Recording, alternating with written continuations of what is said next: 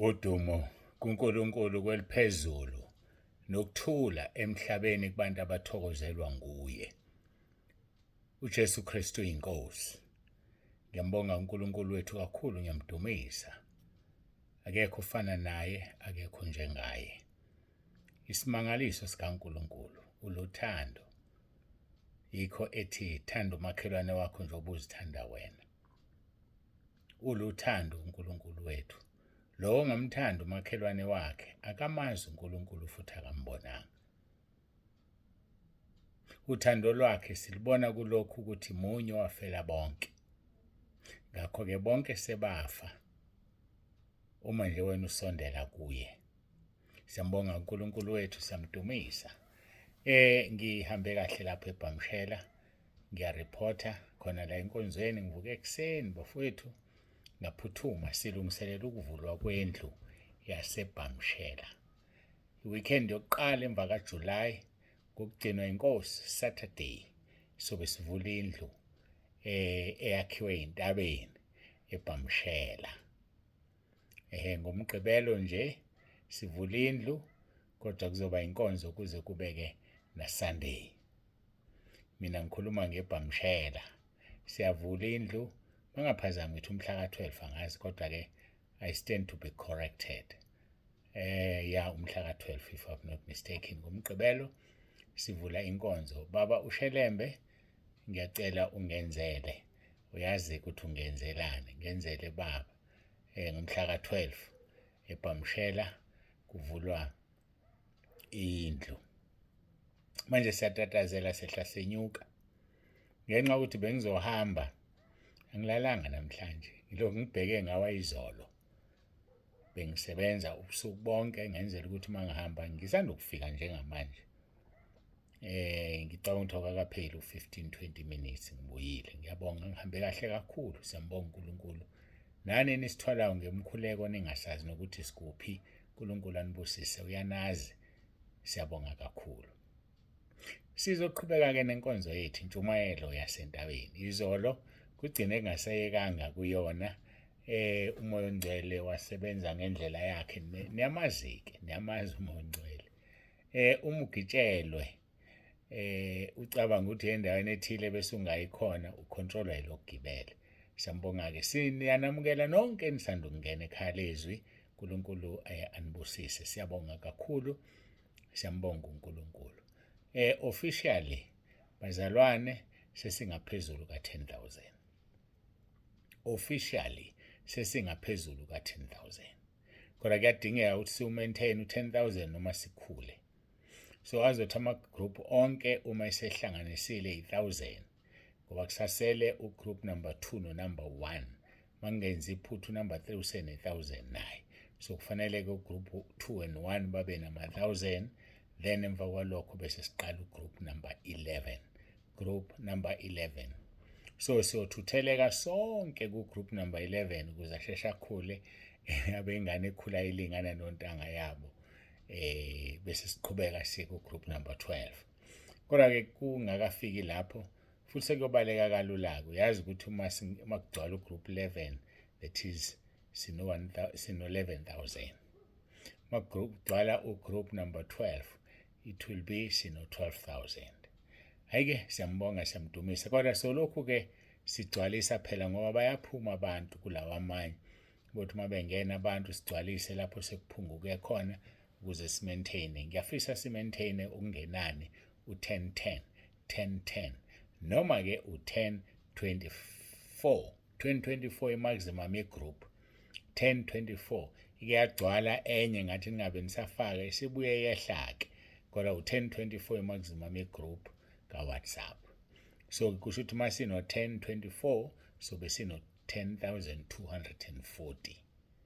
10,240. But okwamanje siseqile ku-10,000. Angibalile kahle hle ngoba ngivuke ngahamba, mhlambe angikholwa ukuthi sesenzile u-10,100. Kodwa sisondela lapho. Siyambonga kakhulu uNkulunkulu. Nginibonge nonke umqhele wenu omkhulu ezulwini ngokuletha abantu. Khumbule kaJakobe chapter 5 verse 19-20 lithi, lowo obuyisile isono ekudukeni kwaso, yosindisa umphefumulo wakhe asibekele inqwaba yezono. Hayi mfaka abantu ekhaya lezwi usindise umphefumulo wakho, ngoba vele khona izono esingeke sikhumbule.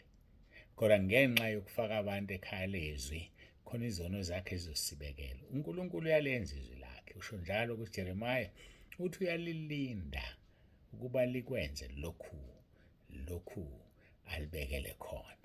Athi njengokuba imvula yehle ezulwini neqhwa kunethisa umhlaba kungabuyela emuva, kanjalo izwi lakhe ngeke libuyele emuva lingakwenzanga lokho alithumele khona. Mangaphazami uIsaiah 55 verse 8, angisazi, I stand to be corrected. Siyambonga-ke kakhulu uNkulunkulu wethu. Ngiyacela ukuthi siguqe sikhuleke singene entshumayelweni yasentabeni. Khumbula uJesu ngesikhathi eshumayela le ntshumayelo entabeni, uthi uvesi 1, kwathi ebona izixuku wenyukela entabeni, esehlezi phansi abafundi bakhe beza kuye. Lama ulalelisisa kahle, wafundisa abafundi, wabona izixuku, wayesenyukela entabeni. Asazi sasingekho, kodwa kubukeke engathi wazibalekela izixuku elapha ezibona wayesenyukela entabeni. Mayenyukela entabeni beza abafundi bakhe kuye. Lithikiso lenkosi wayesevula umlomo wakhe wabafundisa wathi. Uma ulithatha izwi njengoba linjalo, uJesu la wayekhuluma nabafundi bakhe, wazishiya ixuku wenyukela entabeni. Bathi-ke asazi ngoba sasingekho, sikholwa yilokhu okwabonwa ababhali beholwa umoya kaNkulunkulu, engikholwa ukuthi babona njengokuba kwakunjalo ngoba umoya ongcwele ubahola. Siyambonga-ke uNkulunkulu ngevangeli asinikeze lona, siyamdumisa ngendlela emangalisayo. Mawenza kuMathewu chapter 5, chapter 6 and chapter 7, ngithe ngiyaphinda ngiyasho, yongena ugijima ezulwini, ngoba intshumayelo yalo othe uyindlela neqiniso nokuphila, akukho noyedwa ozoya kuyise kuphela ngaye. So manje nansi intshumayelo yasentabeni, uNkulunkulu sasambulele yona, siphezu kwayo, angazi kuzoqhubeka kanjani. Ngiyathemba soze sifike ekugcineni ku-chapter 7. Wena beka indlebe, mina nginepoint nawe, wena unepoint nami, ngesikhathi esifanayo ngoMathewu chapter 5, 6 and 7. Ake ngiguqe ngikhuleke, simcela uNkulunkulu abe kanye nathi. uJesu Kristu inkosi.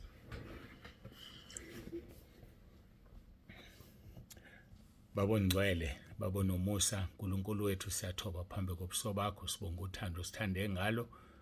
uNkulunkulu wethu, akekho sithanda njengawe, ngokuthi wathuma indodana yakhe ezele yodwa yazoba senyameni ukuze izo-understand, iqonde ukuthi thina esisenyameni yiziphi izinto esibhekene nazo. Yanikela ngemnikelo yokububula, yokusinxusela, yahlushwa ngenxa yethu. Siyacela Nkosi usisize, sihambe ekukhanyeni, sihambe ekuphileni okusha, sife maqondana nesono, sife maqondana nezwe, izwe libethelwe kithi nathi kulo. Siyakubonga-ke uNkulunkulu wethu, busisa le nkonzo, umoya ongcwele sihole, uJesu Kristu inkosi. Amen.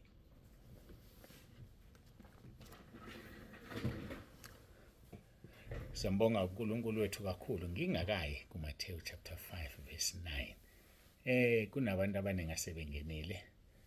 Sinesivumo esithi uJesu Kristu inkosi. Lesi sivumo bafowethu sinamandla. Uma ubheka uFilip chapter 2 verse 11, amagama ubhalwe ngamagama amakhulu. Kuthiwa zonke izilimi zivume zithi uJesu Kristu inkosi. uNkulunkulu usekhulumile. Ngenxa yokuhlaseleka kwethu ngendlela emangalisayo kakhulu ezinkonzweni ezinkulu, iphasika to be specific, sekuzodingeka ukuthi uma ngishumayela phatha ngithi uJesu Kristu inkosi, ngishise le mimoya namadimoni, ama-devil worshippers asivakashelayo. So mangisho njalo, uNkulunkulu evuma, ngiyosho kathathu nawe usho kathathu uhlezi phansi. Ayisisho futhi ngomdlandla ukuze uma kuthi i-devil worship eseduze kwakho uyibona ngoba isukuma ithi lacu iphuma ihamba. Isihlalo lokuthi usetoilet ize kuphuma inkonzo isihlalo si-empty, ukwazi kade uhlezi ne-devil worshipper. uNkulunkulu uma isikhumbuze sokwenze njalo. Ngiyathanda nabefundisi uma uNkulunkulu enikhumbuza akube isivumo sethu esixosha ngayo imimoya namadimoni asihlaselayo ezinkonzweni, emabhrentshini, entabeni, noma ngabe ikuphi. Uma ukhumbula abantu abaningi mabeshumayela bashumayele bethi amen, bethi amen, amen bazalwane, kuthiwe amen, athi haleluya bazalwane, kuthiwe amen. Thina-ke sinikezwe ungqo othi uJesu Kristu inkosi kusho amadimoni. Hhayi-ke funa sisebenziseke lesi sivumo bafowethu. Sishumayele sithi uJesu Kristu inkosi. Sishumayele sithi uJesu Kristu inkosi. Asha amadimoni, asha amadama namanzi. Hhayi aphume kanje. Kungenjalo aphenduka umuntu oyi-devil worship obevakashile ethi uzoshaya umfundisi, ethi uzoshaya ibandla.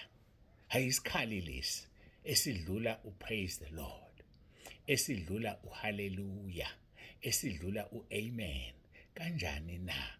Ngoba leli gama linikezwa amandla ngaphezu kwamagama onke akhonzwayo kuleli nakwelizayo. Inkosi ethu uJesu inikezwa amandla. So uma uthi uJesu Kristu inkosi kwenzeka izinto. Ngiyakhumbula besisemnambithi esifakazela umntwana kaNkulunkulu ethi ubesenama-cancer ama-cells e-cancer. Wasebenzisa uRoma 10 verse 9 mayesethi uyabuyela kwathiwa wasekho. Yabona uRoma 10 verse 9 ukhona uJesu Kristu inkosi phakathi, ngoba uma uvuma ngomlomo wakho ukuthi uJesu Kristu inkosi uyasindiswa. Hayi mina angazi mina. Ngiyambonga uNkulunkulu endlela emangalisayo ngokwambula lento nokusinika lesi sikhali entabeni yendlu kaJehova kuyabonelelwa. Wadlula lapho ewasinika ekhaya lezwi lesi sikhali. Lesi sikhali sishisa ikhona. Sisebenzise lapho ukhona. Sisebenzise ebandleni lakho. Shisa amadimoni ukuze nikhonze ngokuthula. Usho uthi uJesu Kristu inkosi. Hayi ngiyabonga. Bengicacisela nje laba abasanda ukungena ukuthi sibingelelana kanjalo. Uma uqala ubhala imessage uthi uJesu Kristu inkosi. Uma wenza iVN uqala ngokuthi uJesu Kristu inkosi. Uma ubhala kwimessage ubhala ngama-capital letters odwa. Vula uPhilip chapter 2 verse 11 uzobona uJesu Kristu inkosi ubhalwe ngamagama amakhulu. Senze njalo-ke ekhaya lezwi bese uyasinda, bese ixazuleka inkinga yakho.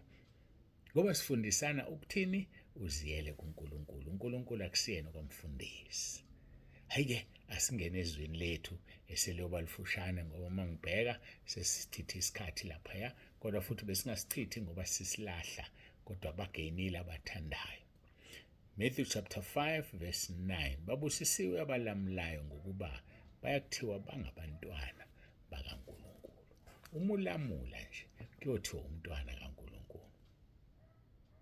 Umbuzo uthi kuyosho bani? Ubani oyothi umntwana kaNkulunkulu? Ngeke kusho abantu. Kuyosho yona uqobo inkosi yamakhosi eshumayele lelizwi ithi ungumntwana kaNkulunkulu. Ngoba wenzeni? Uyalamula. Awuqhathi, awuhlebi, awuxovi, awuxabanisi, awuzigaxe endabeni zabantu, awukhulumi ngezinto ezikhulunywa abantu, ngoba wena ukho lapho kuhlangene khona abantu abobokona. Babusisiwe abangahambi ngeziluleko zababi. Babusisiwe abangemi endleleni ezoni. Babusisiwe abangahlali enkundleni abaklolodayo. Uma ungahlali enkundleni abaklolodayo, ayikho into ezokushisa bese uyahleba. Uhleba ngoba ubusenkundleni abaklolodayo. Iyakushisa lento, useyikhuluma, uyaxova, uyaxabanisa. Kodwa babusisiwe abalamulayo. Ukuthi baqale kusiwa abaxabanisayo. Baqale kusiwa abaqhathayo. Uswazivuma nje isono sokuthi wawuqhatha abafana ekwaluseni. Ngiyabuza mina, uswazivuma yini? Noma uqhatha abafana esikoleni, e-primary. noma khona high school angazi mina. Kodwa ngifuna ukukutshela ukuthi yoba umntwana kaNkulunkulu mawusulamule, mawusaqhatha ngumntwana kaSathane, limile lelo alijiki. Ngaleli langa ke sikhulumile, ngizothanda ukuthi ngibuyele kuRoma 12 verse 18. Uma kungenzeka ngokwenu, hlalisanani ngokuthula nabantu bonke. Wena ngokwakho uma kungenzeka. Okungukuthi lona loyo uzobuzwa mayifika ekhaya ezulwini ukuthi wenzeni, yini oyenzile ukuze kube nokuthula.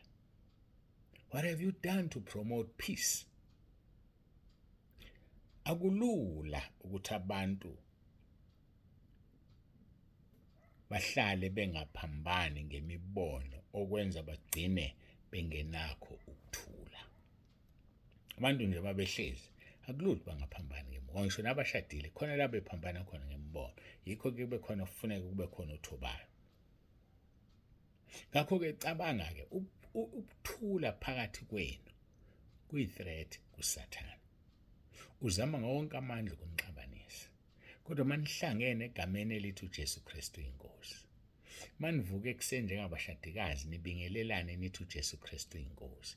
Niyoba nosuku olunokuthula ngoba amadimoni niwashaya right from the beginning of the day. Lithe maliqala nosuku nabingelelana nathi uJesu Kristu inkosi.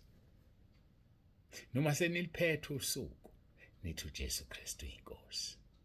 Ukuze namaphupha amabi angasondeli. Hayi bafowethu sinikezwe isikhali la. Ufunda abaseKorinte besibili chapter 10 verse 3 yak 6. Noma sisenyameni sinikwe izikhali ezinamandla zokubhiliza izigodlo sikaSathane, sibhiliza inqaba kaSathane. Hey, sinikeziwe bafowethu. Sinikeziwe. Ngakho ke lapho kungekho ukuthula kwenzakalani? Job 3 verse 26. Anginakuthula, angizolile, anginakuphumula, kepha ukuyaluza kuyafika. Ubona indoda ehla inyuka, ubona inkosikazi ehla inyuka, ubona ingane zehla zenyuka. Why? Akukho ukuthula. There is no peace. Siyakudinga ukuthula bafowethu. Sibusisana ngakho lapho kuNumeri chapter 6 verse 24 yak 26. Sithi uNkulunkulu akaphakamisa ubuso bakhe akwenzela ukuthula kuphi ukuthula. Akhanyisa ubuso bakhe akwenzela umusa. Isibusiso esikhulu ngendlela emangalisayo. Unakho yini ukuthula wena na? Kodwa lapho inhliziyo inokuthula, kwenzakalani emzimbeni? Izaga 14 verse 8. Inhliziyo ezolileyo ingukuphila kwenyama. Ngidlula ngamabomu kulamavesi sike sathi ukukhuluma ngawo ukuthi ngibone isikhathi vele sengemaphethelweni. Kodwa sengithi angidlule kuwona. Ngithi mina lapho inhliziyo inokuthula kwenzakalani emzimbeni? Inhliziyo ezolileyo ingukuphila kwenyama. So ngesinye isikhathi sithola izifo eziningi nje ngoba inhliziyo ayizolile. Inhliziyo ayinakho ukuthula bese uyagula, ube no high, ube no BP, ube no shukela, ube no cancer, ube nalezi zifo ngoba inhliziyo ayizolile. Yiba nenhliziyo ezolile, yiba nenhliziyo ethule phambi kaNkulunkulu. Ulindele yena, uyena ozokwenza. Hayithula phambi koJehova.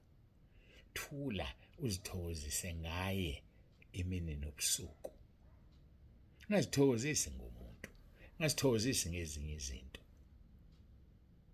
Zithokozise ngemiyalo yakhe. Uyenze uzujabule. Uthi uJesu uma nigcina izwi lami, ngiyakunithanda noma beyonithanda siyoziveza kinina. Uyawuthanda ukubona uJesu sekulomhlaba? Yima ezwini lakhe, gcina izwi lakhe, uzolenza, uzombona. Mina sengake ngambona. Hawu ngambona. We madoda. Ngiyabonga Nkosi, experience enzima engajwayelekile, kodwa ngiyabonga. Ngakho ke ngicela ukuthi ngigcine khona la. Ngenhliziyo ezolileyo ingukuphila kwenyama. uNkulunkulu wethu esigcina. Sizoqala ke sibheke ivesi elilandelayo nechapter elandelayo kokugcinwa inkosi. Siyambonga uNkulunkulu wethu kakhulu. Niphile nonke emakhaya, nidle izwi, idlani izwi nizophila. Hayi, idle izwi. Awuzophila emphefumulweni kuphela, uzophila nasenyameni. Ngoba inhliziyo ezolileyo ingukuphila kwenyama. Inhliziyo ezolileyo. Ake sikhuleke. Simbonge uNkulunkulu wethu, simdumise. Babongcwele, babolungileyo, siyabonga Nkosi ngakho konke sesikuzwile, busisa kube yilona loyo lalele. Alidle izwi lakho aphile, ngoba wena uyisinkwa sokuphila. Okudlayo akuphuze uyoba nokuphila okuphakade. Siyakubonga uNkulunkulu wethu. Akekho ufana nawe, uthando nalo lokusinika uphawu longumoya ongcwele. Sisize simphathe kahle, singamdabukisi umoya ongcwele kuze kube usuku lokuhlenga kwethu. uJesu Kristu inkosi. Amen. Siyambonga-ke kakhulu uNkulunkulu wethu, simdumisa. Sekuyiso lesi sikhathi ubaba uNsibande uyavalelisa uthi uJesu Kristu uyinkosi.